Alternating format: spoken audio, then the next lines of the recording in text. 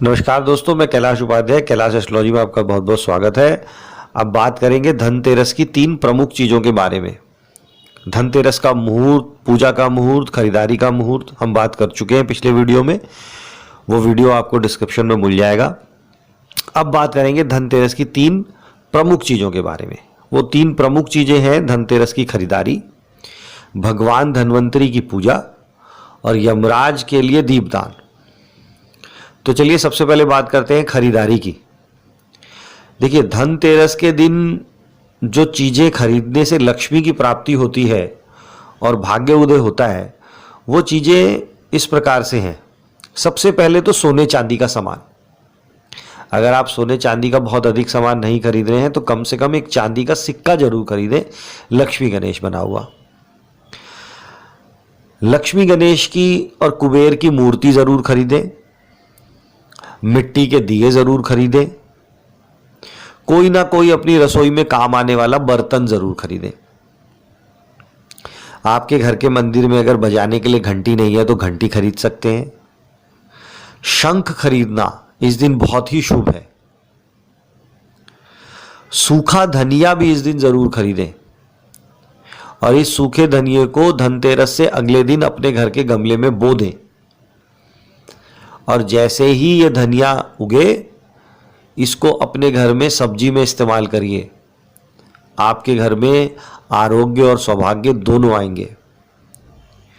धनतेरस के दिन झाड़ू जरूर खरीदें दोस्तों, दोनों प्रकार के झाड़ू, तिल्ली वाला भी और फूल झाड़ू भी। तिजोरी या गल्ला, जो व्यापारी दोस्त हैं वो अपनी तिजोरी या गल्ला बदलना चाह रहे हैं तो धनतेरस उनके लिए एक अच्छा दिन है। इसके बाद अंत में अपने घर में इस्तेमाल होने वाली चीज़ें खरीदें। घर का राशन खरीद सकते हैं, बच्चों के लिए किताबें खरीद सकते हैं, इलेक्ट्रॉनिक्स का सामान खरीद सकते हैं, मोबाइल वगैरह। अब बात करते हैं भगवान धन्वंतरी की पूजा के बारे में।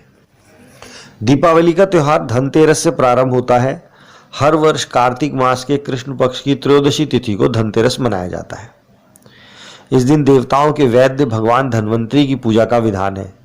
इनकी पूजा से व्यक्ति को आरोग्य और निरोगी जीवन का आशीर्वाद प्राप्त होता है। धन्वंतरी को भगवान विष्णु का ही अवतार माना जाता है। पौराणिक मान्यताओं के अनुसार समुद्र मंथन के समय शरद पूर्णिमा को चंद्रमा का, कार्तिक द्वादशी को कामधेनु गाय, त्रयोदशी को धन्वंतरी, चतुर्दशी को माँ काली और अमावस्या को लक्ष्मी माता सागर से उत्पन्न हुई थी। कार्तिक कृष्ण त्रयोदशी को धन्वंतरी का जन्म माना जाता है। इसीलिए धन्वंतरी के जन्म दिवस के उपलक्ष्य में धनतेरस मनाया जाता है। धनतेरस के दिन आरोग्य यानी उत्तम स्वास्थ्य प्रदान करने वाले भगवान धन्वंतरी का प्राकट्य हुआ था, इसीलिए इस दिन इनकी पूजा होती है। धन्वंतरी महाराज की पूजा से पहले इस दिन घर के मुख्य द्वार पर एक कौड़ी रखकर एक दीप प्रकाशित करना चाहिए। इसके बाद एक दीप घर के बाहर या छत पर दक्षिण दिशा की ओर मुंह करके रखना चाहिए। इसके बाद भगवान धन्वंतरी की पूजा करनी चाहिए। इनसे प्रार्थना करें कि आपके घर में धन संपत्ति की वृद्धि हो और धन में ठहराव हो, यानी बरकत रहे। भगवान धन्वंतरी की साधना के लिए, पूजा के लिए एक साधारण मंत्र का प्रयोग ओम धन्वंतरे नमः, इस मंत्र की एक माला जपी जा सकती है। जो लोग बड़ा मंत्र पढ़ना चाहते हैं उनके लिए एक मंत्र और भी है, वह इस प्रकार है। ओम नमो भगवते महासुदर्शनाय वासुदेवाय धन्वंतराय अमृत कलश हस्ताय सर्व भय विनाशाय सर्व रोग निवारणाय त्रिलोक पथाय त्रिलोकनाथाय श्री महाविष्णु स्वरूप श्री धन्वंतरी स्वरूप श्री श्री श्री औषध चक्र नारायणाय नमः।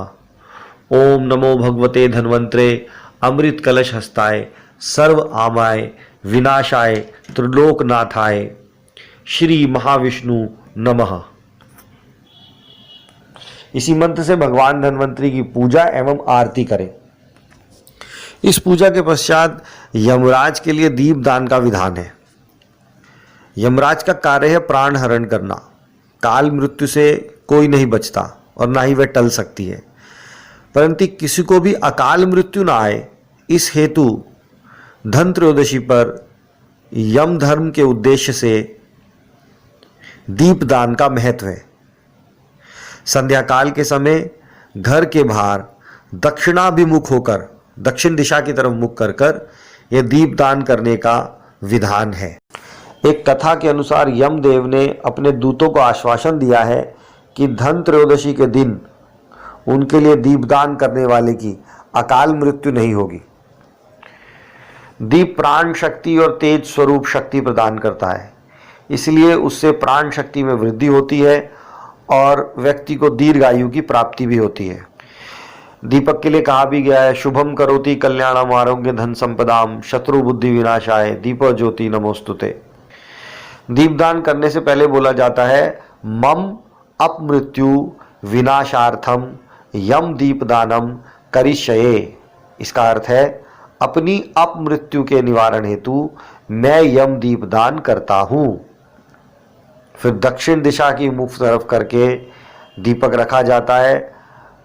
परिवार में जितने सदस्य हैं वो अपने अपना दीपक रखेंगे और उसके लिए यम देवता के लिए प्रार्थना की जाती है। प्रार्थना करने के लिए मंत्र है, मृत्युना पाशदंडाभ्या कालेन श्याम या सह त्रयोदश्याम दीपदानात् सूर्यज प्रियताम मम। इसका अर्थ है, धन त्रयोदशी पर यह दीप मैं सूर्यपुत्र को अर्थात यम देवता को अर्पित करता हूँ। मृत्यु के पास से वे मुझे मुक्त करें और मेरा कल्याण करें। तो ये तीन प्रमुख चीज़ें धनतेरस की मैंने आज आपको बताई, जिसमें धनतेरस की खरीदारी, भगवान धन्वंतरी की पूजा और भगवान यमराज के लिए दीपदान।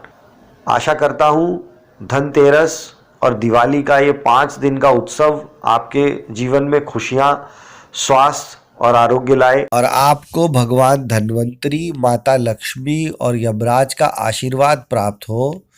नमस्कार, आपका कल्याण हो।